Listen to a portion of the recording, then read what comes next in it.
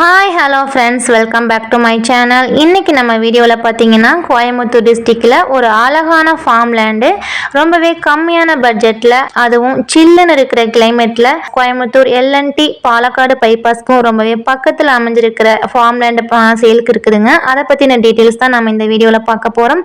வாங்க வீடியோக்குள்ளே போகலாம். ஃப்ரெண்ட்ஸ், வீடியோக்குள்ளே போகிறதுக்கு முன்னாடி என்னுடைய இந்த ஹெல்த்தி ஹாப்பி ஹோம் சேனலில் வர வீடியோஸ் எல்லாம் உங்களுக்கு யூஸ்ஃபுல்லாக இருந்துச்சு அப்படின்னா மறக்காமல் சப்ஸ்கிரைப் பண்ணிக்கோங்க, லைக் அண்ட் ஷேர் பண்ணிக்கோங்க. ஃப்ரெண்ட்ஸ், இப்போ நம்ம பார்க்க போகிற இந்த ஃபார்ம் லேண்டு எங்கே லொக்கேட்டாக இருக்குது அப்படின்னு பார்த்தீங்கன்னா கோயம்புத்தூர் டிஸ்ட்ரிக்டில் எல்என்டி பாலக்காடு பைபாஸில் தனலட்சுமி சீனிவாசன் இன்ஜினியரிங் காலேஜுக்கும் ஆப்போசிட்டில் கட் ரோட்டில் பைபாஸ்லேருந்து 900 மீட்டர் டிஸ்டன்ஸில் லொக்கேட்டாக இருக்குதுங்க. டோட்டலாக ப்ராப்பர்ட்டியோட சைஸ் பார்த்தீங்கன்னா 26 சென்ட்டுங்க.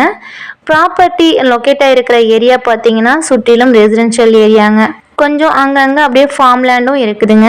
கிளைமேட் பார்த்தீங்க அப்படின்னா வெஸ்டர்ன் கட்ஸ் பக்கத்தில் இருக்கிறதுனால கிளைமேட் ரொம்பவே சூப்பராக இருக்குதுங்க.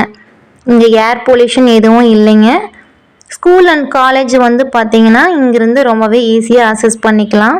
ஒரு லோ பட்ஜெட்டில் ஃபார்ம் ஹவுஸ் கட்டுறதுக்கு இந்த இடம் ரொம்பவே சூட்டபுளாக இருக்குங்க.